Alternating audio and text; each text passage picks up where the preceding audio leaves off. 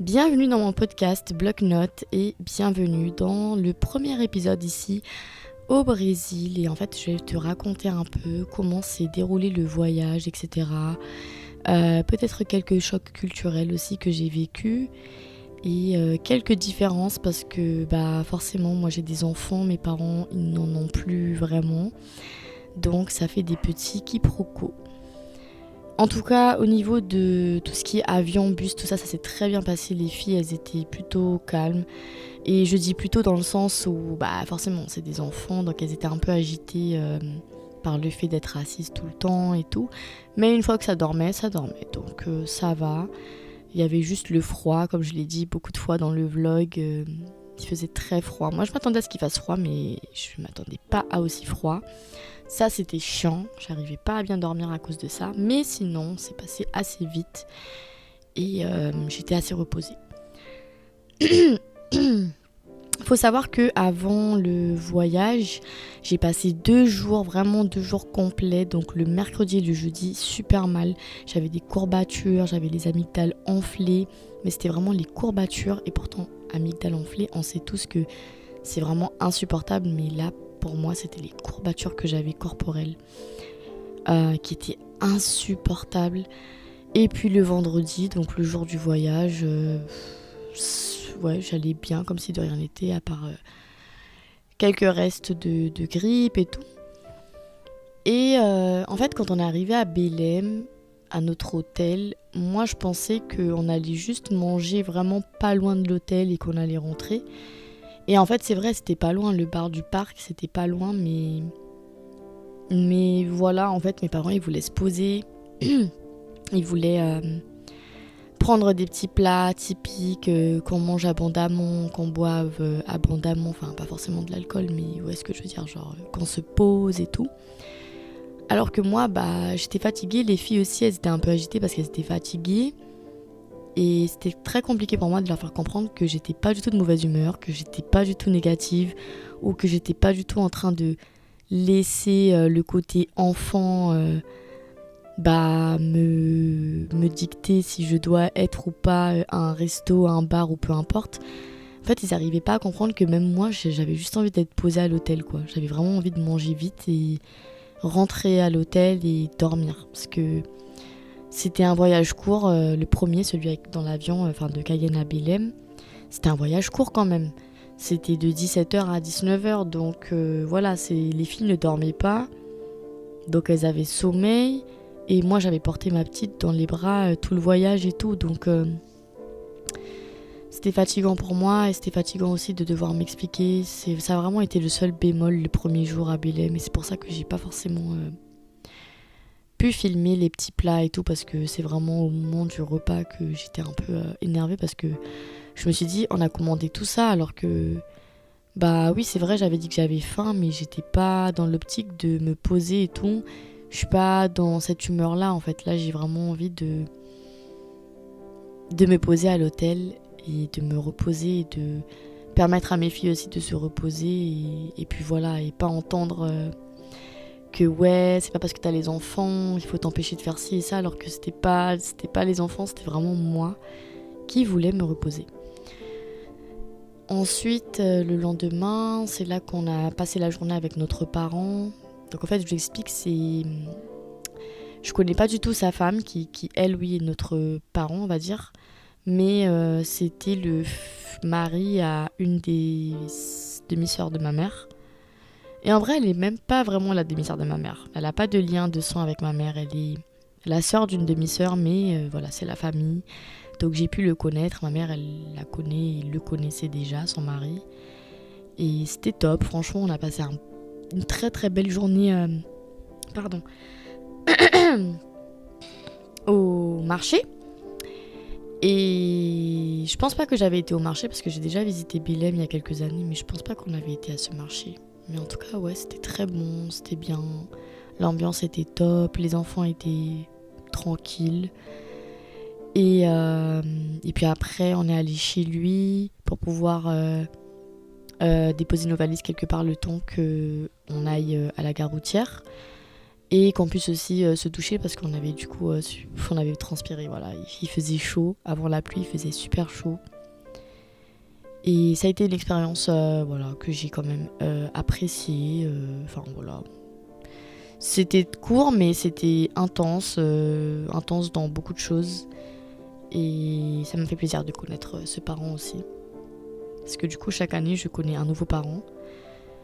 Par contre c'est vrai que depuis que je suis chez moi ici à Saint-Louis, il y a eu un petit choc culturel je pense il y a vraiment pas longtemps. Parce qu'en fait, il y a mon père qui connaît Saint-Louis, tout ça, voilà, mais qui aime beaucoup, vraiment, quand il sort de la Guyane ou même juste de chez lui, ce qu'il veut, c'est voir la ville, c'est voir du monde, c'est goûter des choses et tout. Donc, quand il arrive ici, en fait, oui, il est content de voir la famille, mais il est plus dans l'optique de faire des choses, des activités et tout, et pas rien faire. Et c'est vrai que comme il y a les enfants, tout ça, aujourd'hui on devait aller à la plage par exemple, on n'a pas pu parce que ma fille elle a la fièvre et ma mère elle se sentait pas très bien. Donc on a décidé que c'était peut-être préférable de rester à la maison. Ça a été très compliqué parce que bah lui il était un petit peu bon ok c'est pas grave mais ça se voyait qu'il était un peu déçu et qu'il a l'impression que en fait à chaque fois qu'il essaye de s'organiser ça marche pas.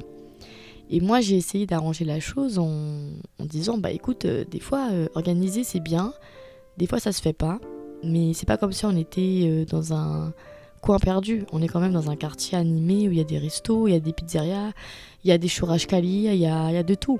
Donc on peut toujours se dire ce matin on n'est pas allé à la plage, mais cet après-midi on peut aller se promener et puis ce soir on peut aller au resto. Vous voyez ce que je veux dire ? On a les moyens, donc pourquoi pas le faire, pourquoi pas, je sais pas, rentabiliser le temps qu'on a au lieu de perdre du temps sur ce qu'on n'a pas pu faire. Et je pense que ça a été super pas... Enfin, ça n'a pas été compris en fait par ma maman, qui elle est très famille et qui est juste contente d'être avec sa famille. Et ça a fait un petit quiproquo, pardon. Parce que mon père, il était ok pour qu'on n'aille pas à la plage et puis voilà, basta. Moi, j'essayais d'arranger les choses, donc j'en ai rajouté quelque chose. Et ma mère qui interprétait ça comme quoi, nous, on s'ennuyait et on se plaignait de ça, alors que ce n'est pas ça. Mais bon, c'est normal, ils sont pas de la même culture, on n'est tous pas la même personne, on n'est pas la même personne, on est tous différents. Et je pense que ça a été un malentendu, mais je pense qu'on va en avoir plusieurs des malentendus de ce genre. Malheureusement. Et je pense aussi que moi j'ai fait ça dans l'optique en fait de vraiment tranquilliser mon père et lui faire comprendre que on est là pour s'amuser et que s'amuser c'est pas forcément accomplir ce que nous on a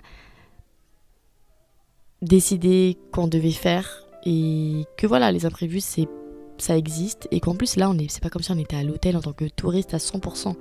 Là on est 50% touriste mais on est aussi 50% chez nous, il y a la famille, il y a les enfants, etc. etc. Donc voilà, moi j'ai essayé de faire bien, et puis je pense que ça a été mal interprété, mais voilà. Dimanche, il y a on va faire une réunion familiale en fait. Un petit événement, parce que ici le carnaval c'est un peu comme le vidé à Kourou en Guyane.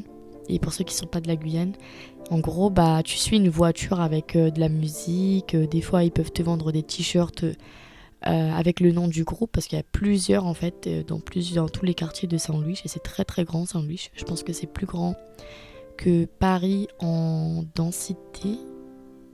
Ouais, parce que ici, c'est plus des maisons que des bâtiments. Je sais pas si c'est en densité. Et du coup, comme il y a forcément des gens qui n'ont pas...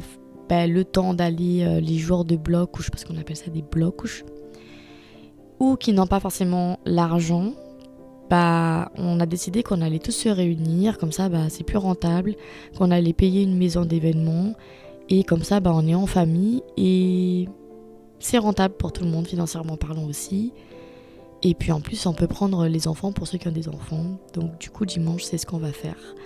À partir de midi jusqu'à je ne sais pas quelle heure, on va s'amuser, on va faire notre carnaval entre nous. On a déjà personnalisé des t-shirts, personnalisé des petits verres et tout. Ça va être cool et je vais essayer de faire un vlog là-dessus. Un vlog, pardon.